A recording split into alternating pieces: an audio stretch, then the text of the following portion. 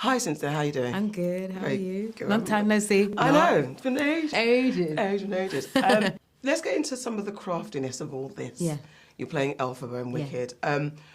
When do you start to feel, when in the process, when did you start to feel like Elphaba? Is it with the greening up? Is it with the costume, hats?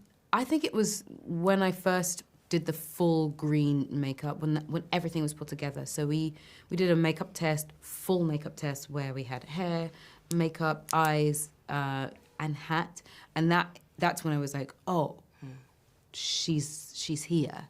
And then when it went further into costumes, but for me it really was once my face looked like hers, my hands looked like hers, she was in the room. Do you stay in character, and is that normal for you in all your roles, or was this particular? For this, I think I stayed in character to a point, but I'm good at like vacillating between coming out and leaving the character in the room, and then going back to the character in the room. But I was very I loathe to use the word possessive, but like my hat and my broom were mine. I didn't really like anyone else holding on to it. You know, when I was in the costume, I really wouldn't move. Like, it would stay as is, coat on. If I was, in 2, there's a different costume. In 1, I wouldn't touch anything. Everything was as it was. I didn't want to move anything. I wanted it all to just stay as is, as pristine as possible. So maybe there was there's an ownership. There's an ownership to the pieces that make her, yeah. Yeah, that makes sense. Oh, just to mention about the hair. Yes. Because I was looking at the detail, the little Afro Afro curlicue. Yeah. What conversation did you have with the hair team about that? It started right at the beginning. I had spoken to John, and I said to him that I wanted to get microbraids. I know the hair that Elphaba has on stage, which is long and black and sort of wavy. And I was like, I love the effect of that, but I wanted to make it more authentic to me. Yes. So I asked if we could have microbraids, because with microbraids you could still have the wave in it, you could still have that flow, but it's connected. So I needed it to be connected. To me, as a black woman, I wanted to be connected.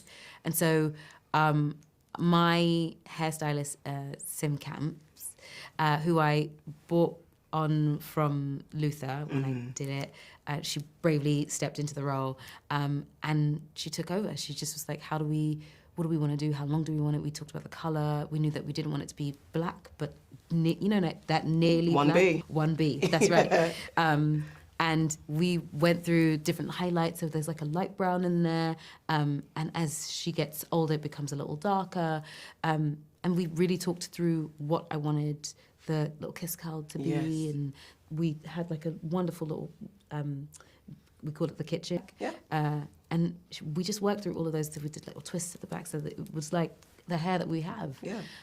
All that detail was really like well looked after by myself and Sim and John, who would be like, how do we want it? What styles do we want to do? And all the discussions about different styles that we could do with the braids, we just played, so you have the Victoria like set, you have the half up, down, on purpose, because we knew I wanted to show how versatile braids could be and how much fun you could have with them and how emotional the hair could be, how much movement it has. And it was a joy to be able to show that off.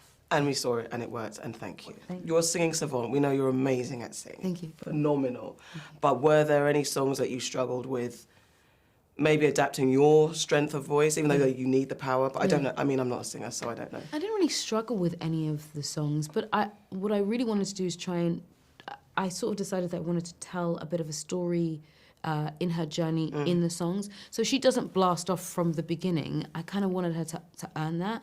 She starts quite small with The Wizard and I. It's almost like the first line is almost spoken, Yep. And she doesn't get to like the peak of it until she is outside and running towards the hill. And even that is like a short amount, and then she comes back down again. And then the next thing you hear after that is I'm Not That Girl, which is quite quiet and reserved. And I wanted to tell the story of who she becomes in her music.